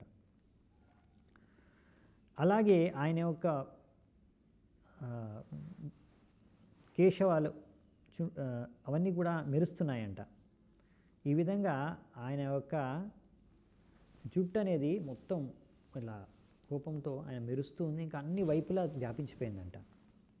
ఆయన యొక్క పళ్ళు చాలా భయంకరంగా ఉన్నాయంట. ఆయన నాలిక కూడా చాలా షార్ప్గా ఉంది. ఎలాగైతే ఒక కత్తి ఇలా తిప్పుతామో అలా తిరుగుతుందన్నమాట నాలిక. అంటే ఇప్పుడు సింహం కదా ఫేస్ నరసింహస్వామిది. ఇప్పుడు సింహము, ఇప్పుడు ఎవరైనా ఒక వ్యక్తిని, ఒక పశువుని ఆక్రమించి ఇప్పుడు చంపేయాలి, తినేయాలనుకోండి, అప్పుడు నాలుక ఇలా బయటికి తీసి లోపల పెడుతుంది. అలా అనమాట ఇప్పుడు నరసింహస్వామి చేస్తున్నాడు అక్కడ. ఆయనకు చూసి భయపేస్తుంది అనమాట. ఇంకా చెవులు కూడా అన్నీ అంటే నించని ఉన్నాయి. ఇంకా ఆయన యొక్క నోరు, ఇంకా ఆయన యొక్క ముక్కు, అవన్నీ కూడా, ఇంకా ఆయన దవడలు ఇవన్నీ కూడా చాలా పెద్దగా ఉన్నాయి, ఇంకా భయంకరంగా ఉన్నాయి. ఇంకా ఎంతో విశాలమైన ఛాతీ, ఇంకా ఆయన యొక్క ఉన్న వెంట్రుకలన్నీ కూడా చంద్రుడి యొక్క కాంతిలాగా కనిపిస్తున్నాయంట. ఈ విధంగా ఆయన హైట్ చాలా పెద్దగా ఉందన్నమాట. ఆకాశాన్ని కూడా దాటి వెళ్ళిపోతుందంట భగవంతుడు హైటు. ఈ విధంగా అక్కడున్న ఆయనకి ఎన్నో చేతులు ఉన్నాయంట భగవంతుడికి. అలా ఆయన చేతులు అన్ని డైరెక్షన్స్లో, అన్ని వైపులు కూడా వెళ్ళి అక్కడ ఉన్న నాస్తికులు, అసుర నాయకులను అందరినీ కూడా ఆయన చేతిలో ఉన్న అస్త్రాలు, శంఖ, చక్ర, గద, పద్మ, ఇంకో రకరకాల అస్త్రశస్త్రాలు ఉన్న ఆయన చేతులతో, ఆ చేతులతో అన్ని మిగతా అసురులందరినీ చంపేస్తున్నాడంట భగవంతుడు ప్రత్యక్షం అవగానే. అప్పుడు హిరణ్యకశిపుడు లోపలనే ఇలా గుణుగుతున్నాడు అనమాట. ఏం గుణుగుతున్నాడంటే, ప్రాయేణ మేయం హరిణోను మాయిన వధస్మృతోనేన సముద్యతేన కిం ఏవం బ్రువంస్త్వభ్యపతద్గదాయుధో నదన్నృసింహం ప్రతి దైత్యకుంజరః. హిరణ్యకశిపుడు లోపలనే ఇలా గుణుగుతున్నాడంట. ఏం గుణుగుతున్నాడంటే, ఓ ఈ విష్ణువు చాలా మాయావి, నన్ను చంపడానికే ఈ ప్లాన్ వేశాడు, కానీ నాతో ఎవరు యుద్ధం చేయగలరు. ఈ విధంగా ఇంకా కాన్ఫిడెన్స్ అనమాట. ఆ యొక్క గదను తీసుకొని హిరణ్యకశిపుడు ఒక ఏనుగు సింహాన్ని ఆక్రమించడానికి వెళ్ళినప్పుడు, యుద్ధం చేయడానికి, ఏనుగు సింహంతో యుద్ధం చేయడానికి ఎలా వెళ్తుందో అలా వెళ్తున్నాడంట. అంటే ఇటువంటి కంపారిజన్ ఎందుకు రాశారంటే, ఇప్పుడు హిరణ్యకశిపుడు ఇలా ఒక కుంజర అంటే ఏనుగు అనమాట. ఏనుగు సింహం పైన యుద్ధానికి వెళ్ళినట్టు వెళ్తున్నాడంట. అంటే సింహము ఏనుగు యుద్ధం జరిగితే అందులో సింహము ఏనుగుని చంపేస్తుంది అనమాట. ఏనుగు చూడడానికి పెద్దగా ఉన్నా కానీ సింహం చేతిలో అది ఓడిపోతుందన్నమాట, చచ్చిపోతుందన్నమాట. అందుకనే ఈ యొక్క కంపారిజన్ చాలా పర్ఫెక్ట్గా చేశారని చెప్పారు ఇక్కడ. అలక్షితోగ్నౌ పతితః పతంగమో యథా నరసింహౌజసిసోసురస్తదా న తద్విచిత్రం ఖలు సత్వధామని స్వతేజసాయోను పురాపిబత్తమం తమః. ఎలాగైతే ఇప్పుడు హిరణ్యకశిపుడు ఆక్రమణ చేయడానికి ఆయన ఒక గదను పట్టుకొని ఎలా వెళ్తున్నాడంటే, మనం చూస్తాం కదా చాలా పురుగులు ఉంటాయి, ఎక్కడైనా లైట్ కనిపిస్తుంది, లైట్ పురుగులు ఉంటాయి, లైట్ వైపు వెళ్ళిపోతాయి. అలాగే అక్కడ అగ్ని ఉందనుకోండి, అది కూడా లైట్ కదా, అక్కడ నుంచి కూడా వెళ్తురు వస్తుంది కదా, అందుకు దూసుకుంటూ వెళ్ళిపోతాయి. అలా దూసుకుంటూ వెళ్ళి పురుగులు ఆ అగ్నిలో దూకేస్తే ఏమవుతుంది, అగ్నితో ఢీ కొడితే ఏమవుతుంది, అవి చచ్చిపోతాయి, బూడిదైపోతాయి. అలాగే హిరణ్యకశిపు కూడా ఆ భగవంతుడి యొక్క ఎంత కాంతి ఉందంటే, ఆ కాంతిలో ఇప్పుడు ఆ భగవంతుడి దగ్గర నుంచి వచ్చే కాంతి ఎంత ఉందంటే హిరణ్యకశిపుడు గద తీసుకొని ఎలా పరిగెడుతున్నాడంటే ఎలాగైతే ఒక పురుగు వెళ్ళి మంటలో పడుతుందో అలా వెళ్తున్నాడు అనమాట. కానీ భగవంతుడు ఇక్కడ ఈ విధంగా శుద్ధ సత్వం, భగవంతుడు 3 గుణాలతో ఉండడు. ఆయన 3 గుణాలకు అతీతమైన చిన్మయ స్వరూపం, అది శుద్ధ సత్వంలో ఉంటుందన్నమాట. ఈ విధంగా భగవంతుడు యాక్చువల్లీ ఈ యొక్క బ్రహ్మాండం అంధకారంలో ఉంటుంది, ఈ భౌతిక ప్రపంచమే అంధకారంలో ఉంటుంది. సూర్యుడు పొద్దున ఉదయించలేదంటే మనం అంధకారంలోనే ఉంటాం, మనకి ఏమీ కనిపించదు ఇక్కడ. సో ఇక్కడ ఉండే వెలుతురు మనం ఏదైతే చూస్తున్నామో ఈ సూర్యకాంతి, ఈ సూర్యుడి యొక్క కాంతి ఆ సూర్యుడి నుంచి రావట్లేదు, అది భగవంతుడి యొక్క అంగకాంతి నుంచి బ్రహ్మజ్యోతి వస్తుంది. ఆ బ్రహ్మజ్యోతిలోంచి సూర్యుడికి లభిస్తుంది. అదే కాంతి సూర్యుడు ఆ వెలుతురిని ఇక్కడ మనకు అందిస్తున్నాడు. సో భగవంతుడు లేకపోతే ఈ యొక్క బ్రహ్మాండంలో, ఆయన అంగకాంతి లేకపోతే ఈ బ్రహ్మాండంలో అసలు వెలుతురే ఉండేది కాదు, ఇది మొత్తం అంధకారంలో ఉంటుందన్నమాట. సో ఈ ప్రపంచంలో, ఈ సృష్టిలో మీరు చూసే ఏ వెలుతురు కాంతి అంతా కూడా యాక్చువల్లీ భగవంతుడి నుంచి వచ్చినది. సో ఈ విధంగా మన యాక్చువల్లీ ఈ యొక్క భౌతిక ప్రపంచం అనేది రజతమో గుణాలతో నిండి ఉంటుంది కదా, అందుకని ఇక్కడ కాంతి అనేది ఉండదు, అంధకారంలో ఉంటుందన్నమాట. ఇంకా ఉంది సత్వగుణం ఉంది కొంచెం ఈ ప్రపంచంలో, కానీ ఆ సత్వగుణంలో దాంతోపాటు రజతము 2 ఉంటాయన్నమాట గుణాలు. శుద్ధమైన సత్వగుణం అనేది ఈ భౌతిక ప్రపంచంలో ఉండదు. ఎక్కువ మట్టుకు ఈ భౌతిక ప్రపంచంలో రజతము గుణాలే ఎక్కువగా ఉంటాయంట. సో అందుకనే కృష్ణుడు ఎక్కడ ఉంటాడో అక్కడ అంధకారం అనేది ఉండదు, ఎందుకంటే ఆయన దగ్గర నుంచి ఎంతో వెలుతురు వస్తుంది, అంగకాంతి. కృష్ణ సూర్య సమమాయ హయ అంధకార్, జహా కృష్ణ తహా నహి మాయర్ అధికార్. అందుకనే చైతన్య చరితామృతం అన్నాడు, ఎక్కడ కృష్ణుడు ఉంటే ఆయన సూర్యుడితో సమానం, మాయ వచ్చేసి అంధకారంతో సమానం. ఎక్కడ సూర్యుడు ఉంటే ఎలాగైతే అక్కడ అంధకారం ఉండదో, ఎక్కడ కృష్ణుడు ఉంటాడో అలా అక్కడ మాయ ఉండదు.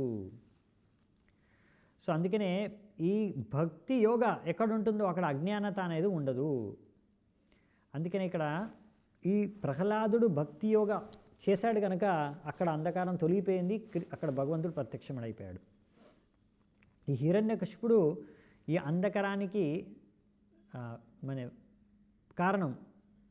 సో భగవంతుడు ఈ యొక్క శుద్ధ సత్వం అయిన ఈ చిన్మయ రూపాన్ని తీసుకొని ఇక్కడ వచ్చారు. ఇప్పుడు తద్వారా ఈ హిరణ్యకశిపుడు సృష్టించిన అంధకారాన్ని కూడా తొలగించేశాడు అన్నమాట. సో హిరణ్యకశిపుడే ఆ భగవంతుడి యొక్క కాంతిలో కనిపించకుండా వెళ్ళిపోయాడంట. ఒక చిన్న పురుగు కనిపించకుండా ఎలా వెళ్ళిపోతుంది కాంతిలో. సో అందుకనే ఇక్కడ ఈ యొక్క విషయాన్ని మనం అర్థం చేసుకోవచ్చు, అవునా. సో యాక్చువల్లీ బ్రహ్మదేవుడు పుట్టినప్పుడు బ్రహ్మదేవుడు గర్భోదాక్షాయి విష్ణు యొక్క గర్భం నుంచి నాభి నుంచి వచ్చిన కమలం పువ్వు పైన జన్మిస్తాడు. ఆడ పుట్టినప్పుడు బ్రహ్మదేవుడు పుట్టినప్పుడు ఫస్ట్ ఆయనే కదా పుట్టింది, సృష్టిలో పుట్టించింది భగవంతుడి నుంచి. అతను అంతా అంధకారమే కనిపించిందంట, ఆయనకి ఏం కనిపించట్లేదు, మొత్తం అంధకారంలో ఉన్నాడు. తర్వాత భగవంతుడి నుంచి జ్ఞానం పొందిన తర్వాత మెల్లిమెల్లిగా ఆయనకు మొత్తం అర్థమైంది. తర్వాత ఆయన అంధకారం నుంచి సూర్యుడి వెలుతులోకి వచ్చాడు. సో విషయం ఏంటంటే భగవంతుడు ఎక్కడుంటే అక్కడ అంధకారం అనేది తొలగిపోతుంది, అజ్ఞానత అనేది తొలగిపోతుంది. అసలైన జ్ఞానము అంటే ఏంటి? భగవంతుడిని అర్థం చేసుకోవడం, భగవంతుడికి భక్తి చేసుకోవడం ద్వారానే మనలో ఉన్న అసలైన అజ్ఞానత అనేది తొలగిపోతుందన్నమాట. సో ఇక్కడ అందుకే అదే విషయాన్ని చెప్పారనమాట. నెక్స్ట్ 25వ శ్లోకం. తతో విపత్యాభ్యహనన్ మహాసురో వృషా నరసింహం గదయోరువేగయా తం విక్రమంతం సగదం గదాధరో మహోరగం తార్క్ష్య సుతోయతాగ్రహీత్. తర్వాత ఈ యొక్క హిరణ్యకశిపుడు అసురుడు ఎంతో కోపం మీద ఎంతో వేగంతో భగవంతుడి నరసింహుడి పైన వెళ్ళాడు, అటాక్ చేస్తూ గద తీసుకొని ఇలా భగవంతుడిని కొట్టడానికి వెళ్ళాడు గదతో. అప్పుడు అలా ఎంతో వేగంతో వచ్చిన హిరణ్యకశిపుడిని నరసింహస్వామి ఎలా పట్టుకున్నాడంటే, ఎలాగైతే గరుడదేవుడు ఎలాగైతే ఒక పెద్ద పాముని పట్టేసుకుంటాడో, అలాగే నరసింహదేవుడు ఈ యొక్క హిరణ్యకశిపుడిని పట్టేసుకున్నాడంట చేతిలో. తర్వాత ఏం జరిగింది? సతస్య హస్తోత్కలితస్తదాసురో విక్రీడితో యద్వదహిర్గరుత్మతః అసాధ్వ అమన్యంత హృతౌకశోమరా ఘనచ్చదా భారత సర్వదిష్ణపా. ఓ యుధిష్ఠిరా, ఇదంతా కూడా నారదముని చెప్తున్నాడు యుధిష్ఠిరికి. ఓ యుధిష్ఠిరా, అప్పుడైతే నరసింహదేవుడు ఆయన చేతిలోంచి ఒక్కసారి సర్లే అని కావాలని నరసింహదేవుడు వదిలేశాడంట. ఎప్పుడైతే అలా చేతిలోంచి జారి పడిపోయాడో హిరణ్యకశిపుడు భగవంతుడి చేతిలోంచి, ఎలాగైతే గరుడదేవుడు అప్పుడప్పుడు పాముని ఆయనకు ఒక ఆట అన్నమాట, పాముని పట్టుకుంటాడు వదిలేస్తాడు. ఈ విధంగా అలా వదిలేసినప్పుడు భగవంతుడు వదిలేశాడు. హిరణ్యకశిపుడు జారుకొని తప్పించుకున్నప్పుడు అక్కడున్న దేవతలు పైనుంచి అందరు చూస్తున్నారు. ఇదంతా సీను, ఈ యుద్ధాన్ని పైనుంచి దేవతలు చూస్తున్నారనమాట. వాళ్ళు చూసి మళ్ళీ దేవతలకి భయపడిపోయారంట. అర్రే హిరణ్యకశిపుడు తప్పించేసుకున్నాడు భగవంతుడి నుంచి, ఇది మనకు మంచిది కాదు అని భయపడిపోయి దాక్కుంటున్నారంట భయం వెనకాల, భయంతో. ఎందుకంటే ఇలా హిరణ్యకశిపుడు ఇలా నరసింహదేవుడిని చంపే ప్రయత్నంలో ఇప్పుడు ఒకవేళ హిరణ్యకశిపుడు తప్పించుకుంటే ఇది మనకు మంచిది కాదు. ఎందుకంటే ఏదో విధంగా ఇప్పుడు హిరణ్యకశిపుడు ఇక్కడ నుంచి తప్పించుకొని నరసింహదేవుడి దగ్గర నుంచి మనము ఇలా చూస్తున్నాము, చూసి ఆనందిస్తున్నామని తెలిసిందనుకో, తర్వాత వచ్చి మన దగ్గర మనం చంపేస్తాడు, లేకపోతే మన మీద పగ తీర్చుకుంటాడు అనేసి వాళ్ళు భయంతో దాక్కున్నారంట. 27వ శ్లోకం. సో బేసికల్ ఏంటంటే ఇలాంటి దేవతలు కూడా భయపడిపోతారనమాట. ఇలా భగవంతుడికి ఇంకా అసురుడికి యుద్ధం జరుగుతుంటుంది. ఇంతకుముందు కూడా వరాహదేవుడు కూడా ఎప్పుడైతే హిరణ్యాక్షుడితో యుద్ధం జరుగుతుందో చాలాసేపు యుద్ధం చేస్తారు. అలా యుద్ధం చేస్తుంటే దేవతలు కొద్దిసేపు అయినా భయపడిపోతారు. ఏంటి వీడు చావట్లేదు, హిరణ్యాక్షుడు ఇంతసేపు యుద్ధం జరుగుతుంది, మళ్ళీ రాత్రి అయిపోతే ఇంకా ఈ అసురుల యొక్క బలం పెరిగిపోతుంది అని రిక్వెస్ట్ చేయడం స్టార్ట్ చేశారు వరాహదేవుడిని. కొంచెం తొందరగా చంపేయండి, నాకు భయం వేస్తుంది మాకని. సో ఫైనల్లీ వాళ్ళ భయాన్ని చూసి సరేలే అనేసి ఇంకా హిరణ్యాక్షుడిని వరాహదేవుడు చంపేస్తాడనమాట ఫైనల్గా. సో ఇలా దేవతలు భయపడిపోతారనమాట ఒకవేళ ఇలాంటివి జరిగితే. ఎందుకంటే వాళ్ళ భయం ఏంటంటే మళ్ళీ వీడు మా పైన అత్యాచారం చేస్తాడని, ఒకవేళ బతికి బయటపడితే వీడు. సో 27వ శ్లోకం. తం మన్యమానో నిజ వీర్య శంకితం యద్దస్తముక్తో నృహరిం మహాసురః పునస్తమాసజ్జత ఖడ్గచర్మణి ప్రగృహ్య వేగేన గతశ్రమో మృదే. ఈ విధంగా ఎప్పుడైతే తప్పించుకున్నాడో చేతిలోంచి, నరసింహదేవుడి చేతిలోంచి హిరణ్యకశిపుడు, అప్పుడు హిరణ్యకశిపుడు ఏమనుకున్నాడు తెలుసా? నా యొక్క శక్తికి తట్టుకోలేక భగవంతుడు నన్ను వదిలేశాడు, అంటే నన్ను పట్టుకోలేకపోయాడు ఎక్కువసేపు అని అనుకున్నాడు అనమాట. తర్వాత అలా హిరణ్యకశిపుడు కాసేపు రెస్ట్ తీసుకొని అలసిపోయాడు అనమాట. కాసేపు రెస్ట్ తీసుకొని మళ్ళీ ఖడ్గాన్ని, ఈసారి లాస్ట్ టైం గద్ద తీసుకొని వెళ్ళాడు, ఇప్పుడు ఖడ్గము ఇంకా షీల్డ్ అందుని కాపాడుకోవడానికి షీల్డ్ తీసుకొని వెళ్ళాడు అనమాట. మళ్ళీ భగవంతుడిని అటాక్ చేయడానికి స్పీడ్గా వెళ్ళాడు. ఈ విధంగా సో మళ్ళీ వెళ్తే యాక్చువల్లీ ఏమవుద్దంటే అప్పుడప్పుడు పాపాత్ములు కూడా భోగించడానికి మంచి మంచి వసతులు దొరుకుతాయి వాళ్ళకి, ప్రభుపాల ద్వారా రాస్తున్నారు. అప్పుడు పాపాత్ములు అనుకుంటారు, అలాంటి పాపాత్ములు చూసి మూర్ఖులు అనుకుంటారు, అరే ఈయన ఇంత పాపాలు చేశాడు, అయినా ఇంత ఎంజాయ్ చేస్తున్నాడు, ఇంత భోగిస్తున్నాడు, ఏంటిది పాపాలు చేసిన వాళ్ళు ఎందుకు ఇంత భోగిస్తున్నారు అంటే, పాపాలు చేసిన వాళ్ళని కూడా భోగించడానికి భగవంతుడు ఒక్కొక్కసారి వాళ్ళకి అవకాశం ఇస్తాడు. అవునా? అందుకనే అలా ఈ భౌతిక ప్రపంచానికి వస్తారు జనాలు భోగించడానికి, అనుకుంటారు నేనే భోగిని, నేనే భోక్తను అని. అలా మూర్ఖత్వంతో జీవిస్తారు. అలా ఎప్పుడైతే వాళ్ళ మూర్ఖత్వం మితిమించిపోతుందో ప్రకృతి నియమాలు వాళ్ళని దండిస్తాయి. కానీ అలా కొంతసేపు అప్పుడప్పుడు వాళ్ళకి అవకాశం ఇస్తారు ఎంజాయ్ చేసుకోవడానికి, భోగించడానికి. అలాగే ఇప్పుడు హిరణ్యకశిపుడుకి సరే అని వదిలేశాడు ఒకసారి నరసింహదేవుడు. ఎలాగో నరసింహదేవుడు చంపేస్తాడు హిరణ్యకశిపుడిని, కానీ కాసేపు ఆట పట్టిస్తున్నాడు అనమాట.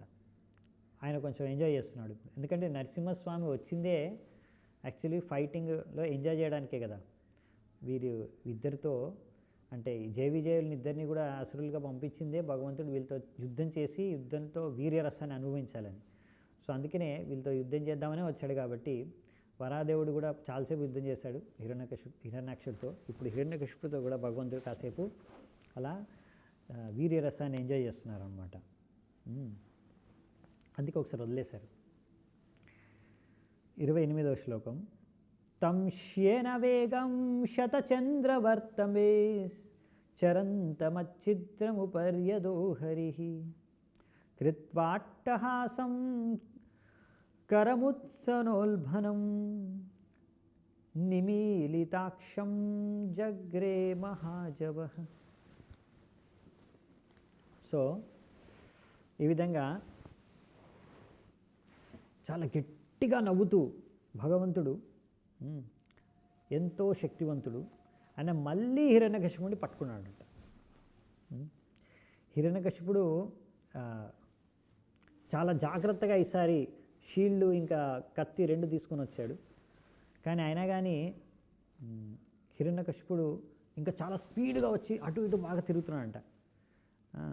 ఎలాగైతే ఒక పక్షి ఉంటుంది కదా, హాక్, అది హాక్ అనే పక్షి ఫాస్ట్గా తిరుగుతుంది, అలా తిరుగుతుంది. కానీ హిరణ్యకశిపుడు కూడా భయం వేస్తుంది ఒక వైపు నుంచి. కళ్ళు మూసుకొని వచ్చేస్తాడంట దూసుకుంటూ. అప్పుడు ఎందుకు భయపడిపోయాడంటే నరసింహదేవుడి యొక్క నవ్వు చూసే భయపడిపోయాడంట హిరణ్యకశిపుడు. ఆ నవ్వు చూసి కళ్ళు మూసుకొని స్పీడ్గా వచ్చేసాడు దూసుకుంటూ. కానీ హిరణ్యకశిపుడిని మళ్ళీ భగవంతుడు చేతిలో పట్టేసుకున్నాడు. ఎలా ఇప్పుడు చేతిలో పట్టుకుంటే ఎలా కొట్టుకుంటున్నాడంటే హిరణ్యకశిపుడు తట్టుకోలేక, అది 29వ శ్లోకంలో చెప్పారు.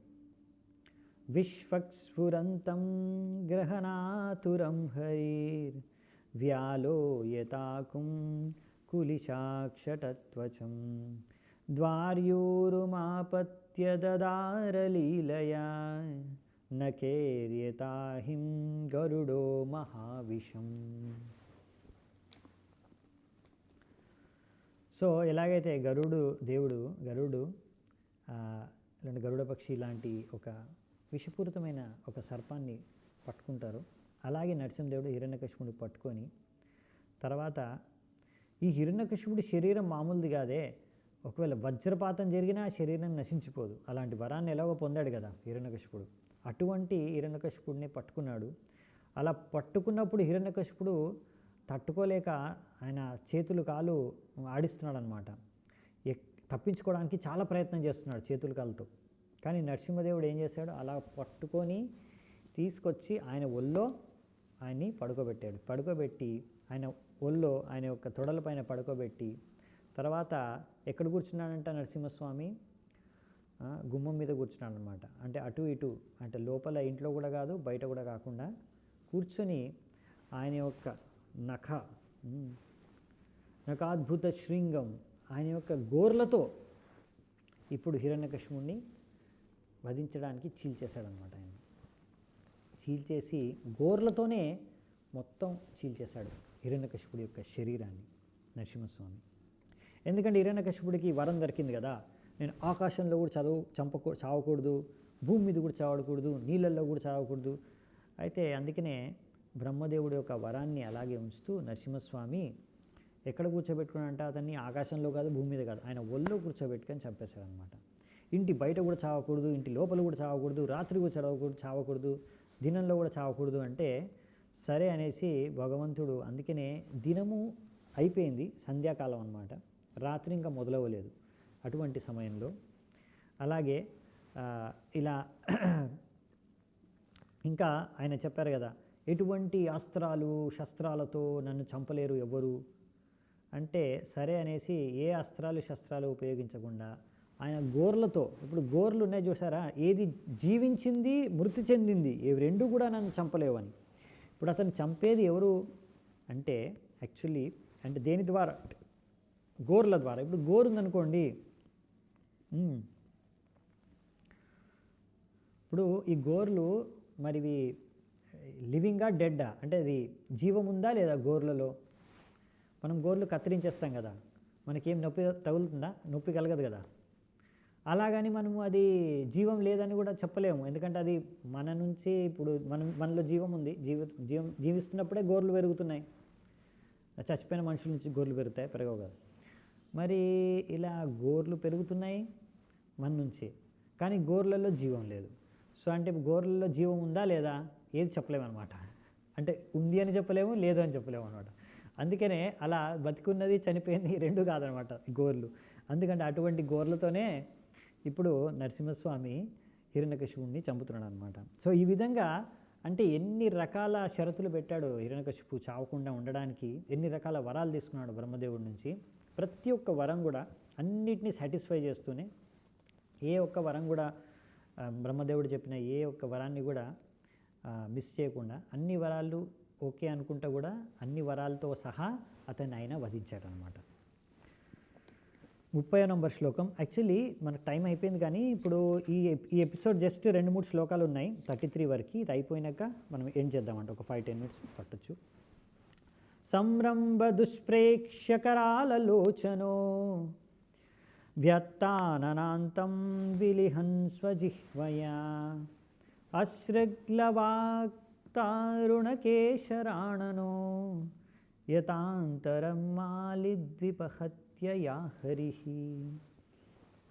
తో అనువాదం ఏంటంటే, ఈ విధంగా అలా చీల్చేసినప్పుడు గోర్లతో అక్కడ నుంచి బ్లడ్ అంటే రక్తం అంతా చిట్లిపోయింది అనమాట. చిట్లిపోయి అతని యొక్క నరసింహస్వామి యొక్క మొత్తం ఫేస్ మీద, బాడీ మీద, హెయిర్ మీద అన్ని చోట్ల కూడా పడిపోయిందంట.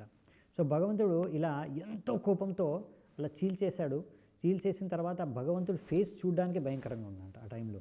ఇంకా ఎలాగైతే సింహం నాలికతో బయటికి తీసి ఇలా నాకుతుందో ఆ విధంగా ఇప్పుడు నరసింహస్వామి కూడా అలా బ్లడ్ని నాకుతున్నారు అన్నమాట. సో నరసింహస్వామి దాని తర్వాత హిరణ్యకశిపుడు ఉన్న లోపలున్న ఇంటెస్టైన్స్ తీసుకొని దాన్ని ఒక మాలలాగా వేసేసుకున్నారంట మెడలో. సో ఇప్పుడు అలా ఎలాగైతే సింహము ఒక ఏనుగును చంపేస్తుందో అలా నరసింహస్వామి హిరణ్యకశిపుని చంపేశారనమాట. ఈ విధంగా భగవంతుడు ఎంతో భయంకరంగా ఉన్నా కానీ చూడ్డానికి అద్భుతంగా ఉందన్నమాట రూపం ఇది, ఈ యొక్క దర్శనం. నఖాన్ కురోత్పాటిత హృత్సరోరుహం విసృజ్య తస్యానుచరాన్నుదాయుధాన్ అహం సమస్తాన్నకశస్త్రపాణిభిర్ దోర్దండయూతోనుపతాన్ సహస్రశః. సో భగవంతుడు, సో ఆయన ఎన్నో చేతులు ఉన్నాయి ఆయనకి. సో ఆయన ఏం చేశాడంటే హిరణ్యకశిపుడి యొక్క గుండెను అక్కడి నుంచి శరీరం నుంచి తీసేసి పడేశాడు సైడ్కి అతన్ని. ఈ విధంగా తర్వాత అక్కడున్న మిగతా అసుర సైనికుల వైపు దృష్టి పెట్టాడనమాట నరసింహస్వామి. వాళ్ళు అక్కడ వేల సంఖ్యలో ఎంతోమంది అస్త్రాలు శస్త్రాలు తీసుకొని నరసింహస్వామి పైన ఆక్రమణకు వచ్చారంట హిరణ్యకశిపుడు యొక్క అనుచరులు. వాళ్ళందరూ కూడా ఎంతో పెద్ద వీరులు అనమాట, ఆయనకు ఎంతో నమ్మకంగా పనిచేసే వాళ్ళందరూ అనుచరులు కూడా. కానీ నరసింహస్వామి వాళ్ళందరినీ కూడా గోర్లు అంటే చేతి గోర్లతోనే అందరినీ ఇలా అలా చంపి పారేశారంట గోర్లతోనే. సో ఈ విధంగా భగవంతుడు నరసింహస్వామి యొక్క ఈ రూపం ద్వారా అసురుల్ని ఇలా చంపేశారనమాట. సో దేవతలు అసురులు వీళ్ళిద్దరిలో పార్థక్యం ఏంటంటే, తేడా ఏంటంటే, దేవతలు వచ్చేసి భగవంతుడు చెప్పిన మాట విని నడుచుకుంటారు. అసురులు ఏంటంటే భగవంతుడు చెప్పిన మాట వినరు. సో ఈ విధంగా ఇప్పుడు చూస్తే ఈ యొక్క ప్రపంచంలో చాలామంది కూడా భగవంతుడి మాట వినట్లేదు, నమ్మట్లేదు. సో వాళ్ళందరూ కూడా భగవంతుడు లేడు అని కూడా ప్రచారం చేస్తున్నారు. ఈ విధంగా రోజు రోజుకి నాస్తికత్వం అనేది ప్రపంచంలో పెరిగిపోతుంది.